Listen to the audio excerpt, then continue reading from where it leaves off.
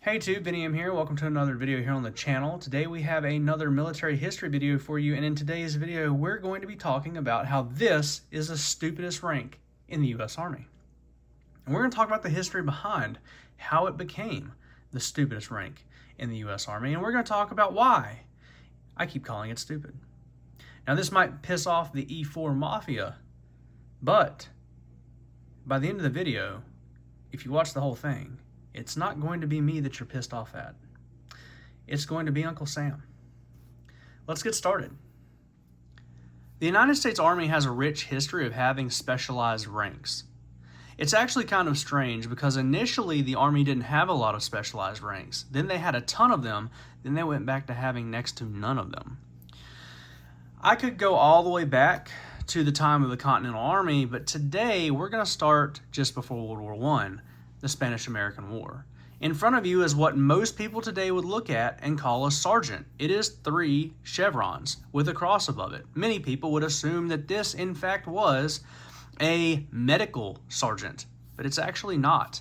This is a specialty rank for the Army Hospital Corps, as it was then called, known as an acting steward. This was essentially a person that had been promoted from the rank of private in the hospital corps to the rank of acting steward in order to be over some of the functions of the hospital. Now, this rank did have authority, which is different than the modern specialist, but it was a specialized rank. This was not a true NCO. It wasn't called a sergeant. They were not responsible for leading men in combat. They were more like a pharmacist / head nurse. They could mix medication compounds and things like that. So it is more of a specialist rank than it was an NCO rank. Let's look at the rank tree from that time period. Here we can see how many chevrons are specific to actual jobs. Quartermaster, musical, ordnance, color sergeant, commissary, hospital stewards, acting stewards, etc. Now, after the Spanish-American War time period, in the early 1900s, we switched to having a different rank structure. And this is the point in the history of the United States Army that they have the most specialized ranks. Every single private first class in the Army wore a different emblem based off of what their job was. This is a private first class in the Signal Corps. A private first class in the infantry was crossed rifles. A private first class in artillery was crossed cannons, so forth and so on. Then there was an even higher level of private first class within some units that would have a dash under it, which would indicate a specific job, basically a specialty, such as a cannon loader or a cannon aimer, which we'll see in a minute. This was called a master. And there was quite a few different branches within the Army that had a master's rank. This is a master coastal artillery electrician, of all things. It's not an NCO. They don't lead people. It's a position that gets them paid more money because they are an electrician. It's a specialty job. You did have NCOs, but they were specific to each branch. So this is a corporal in the Quartermaster Corps. You would also see ordnance corporals, among other types of corporals. And the only corporals that you actually saw that didn't have an emblem here were the ones in the infantry. So anything that wasn't infantry was basically some form of specialist position. Let's look at the rank system from back in this time period. Here we can see what was probably the largest enlisted rank tree the U.S. Army ever had, with almost every rank being tied to a specific job. Feel free to pause it and read all of the different types of jobs that these ranks were for. Hopefully what you're catching on to is the fact that we used to have entire rank trees of specialty ranks so that you could get promoted without having to actually be in charge of anything. And that continued after World War I into the interwar years. This right here is a rank that is extremely rare. This is an original patch. They changed the ranks in 1920. They did away with the World War I system. They said it was too complicated. There was too many individual emblems. They wanted to streamline everything. And this is what they came up with. This is the charts from the U.S. Army Institute of Heraldry. September 1920, we go to the modern chevron system we're used to today. Private first class was then called pay grade 6. But what this chart doesn't show, another chart I'll show you in a minute does show it, is that private first class could also be classed as a specialist. And a specialist could make any amount of money in the pay scale. So you could have a private first class that made master sergeant pay because they had a specialty, they had special training. They were classed as a specialist. Now, it was never officially adopted to wear these ranks, but they were quite prevalent. These specialists, to prove that they made more money than a private, would start putting rockers underneath their private first class chevron to indicate each additional pay grade. This is the equivalent of a staff sergeant in pay, but only a private first class in rank. If we look at how many of the rockers it has, private first class is pay grade 6. First rocker, pay grade 5. Next rocker, pay grade 4. Next rocker, pay grade 3. Now today that's called an E5, but back then it was called a pay grade 3. That's a staff sergeant. So this is a private first class making staff sergeant money. Hopefully you're starting to see where I'm going with this. Let's look at the ranks from this time period. Here in the 1920 rank structure, we can clearly see private first class also says specialist.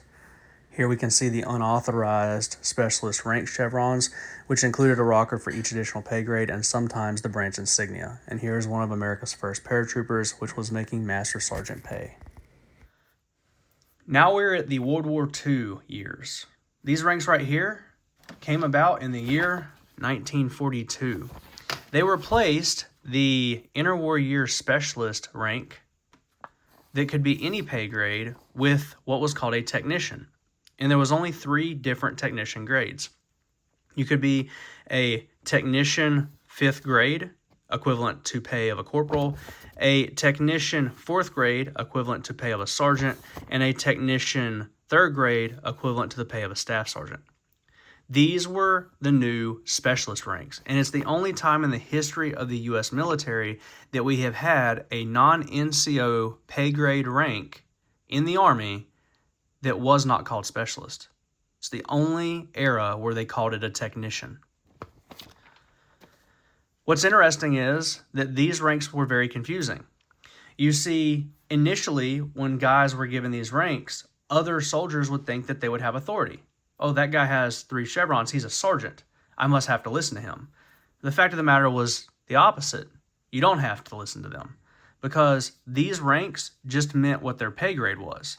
These are all the equivalent of a private first class in authority. None of them had authority to tell anybody what to do. Now, there are specific cases, as with all specialist ranks throughout the history of the U.S. military, where the only person in a specific engagement left alive that is not a private happens to be, say, a technician 4th grade. By default, he might end up in charge. But officially, all of these ranks were the equivalent of a private first class, just making corporal, sergeant, and staff sergeant pay. And this, again, represents a full promotional tree. You could join the Army in World War II as a private first class. You could become a surgical technician in the medical corps. You could get promoted to technician 5th grade. Then you could get promoted to 4th grade. Then you could get promoted to 3rd grade. You spend 3 years in the U.S. military during World War II. You're getting out at the pay grade of a staff sergeant, but you never had to be over anything. You never had responsibility of keeping up with troops or leading troops in combat. But you had a full career in those 3 years, full rank progression, pay raises, without the leadership. Now we are at the post-World War II and Korean War time period. And this is probably the weirdest time period in the history of the United States Army rank structure. This is the only time period where there was not a special rank for someone that was a specialist or a technician. It's also a time period where they did away with a 3-stripe sergeant rank, and this became sergeant first class. Prior, this was called technical sergeant. So if we look at these charts, again from the Institute of Heraldry, we notice that in World War II, we had a private first class, corporal, sergeant, staff sergeant, technical sergeant, master, or first sergeant. In the 1948 rank change, you'll notice that what used to be private first class is now just private. Private first class is what used to be corporal. Corporal is what used to be sergeant. And then sergeant is what used to be staff sergeant.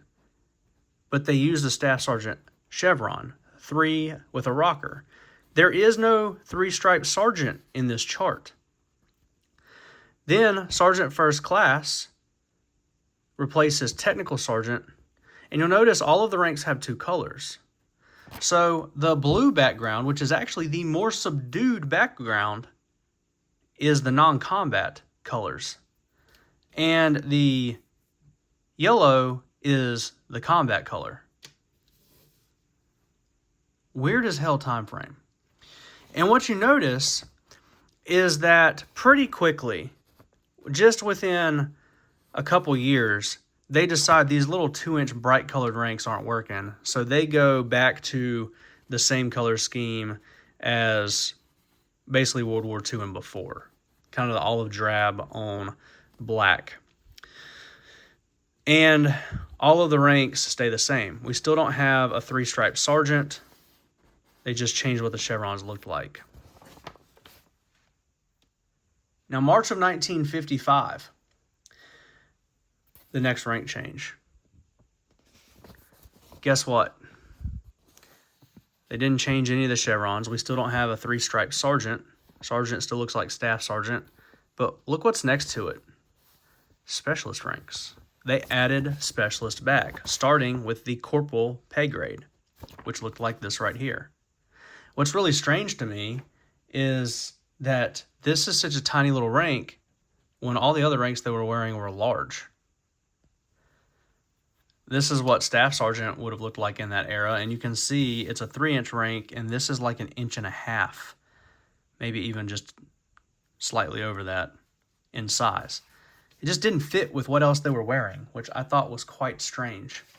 But you'll notice that the specialist is reinstated and goes all the way to the top of the rank structure. So even higher than it did in World War II, just as high as it did in the interwar years. You could make the pay of the highest enlisted rank in the Army as a specialist, and it was called Master Specialist.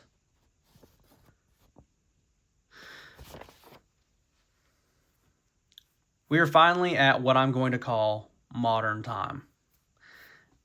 This rank structure in front of you did continue to change from this point to today. But the ranks themselves never changed in what they looked like. So the rest of the video will be a single topic. In September of 1959, the U.S. Army redoes the rank structure again. They change all of the ranks to the modern gold ranks we're used to seeing today.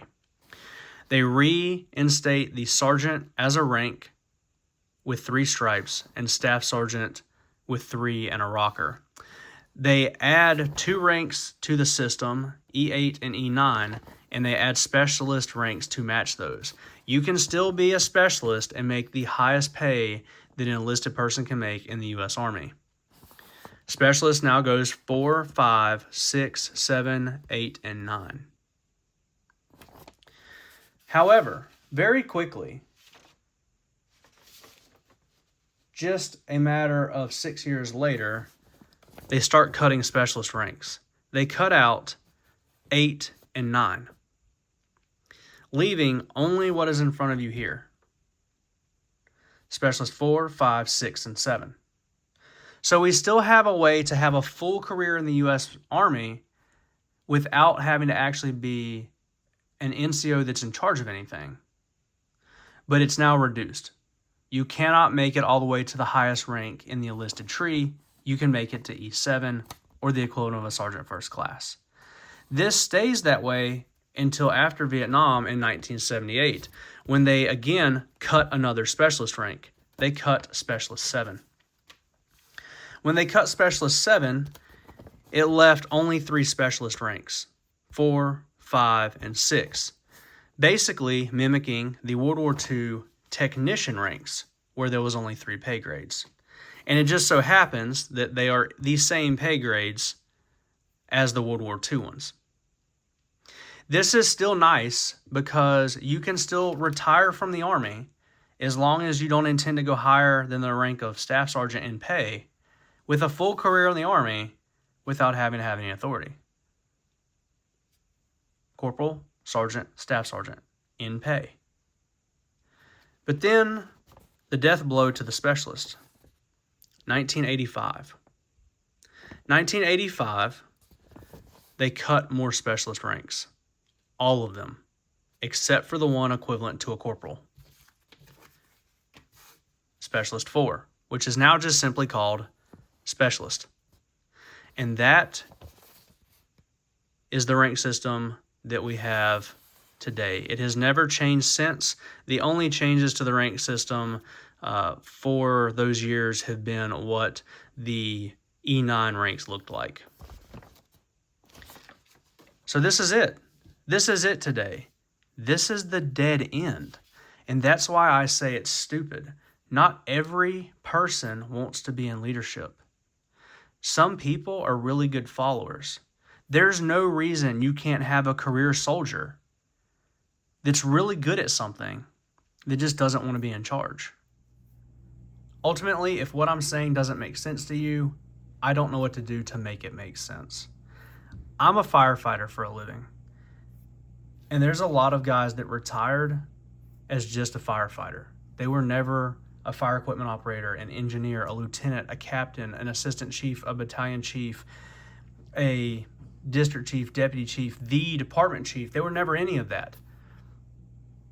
They did 30 years riding backwards, pulling hose, and they were some of the best damn firemen I've ever met in my life because they perfected their craft. It was about them enjoying the job they were doing, not the amount of money and the title. And the fact that the Army did away with a system where you could progress through the Army's rank structure and just be a good soldier, be good at what your specialty was, to force you into leadership is absolutely idiotic. That's all I have for you guys today. As always, like and subscribe, and have a nice day.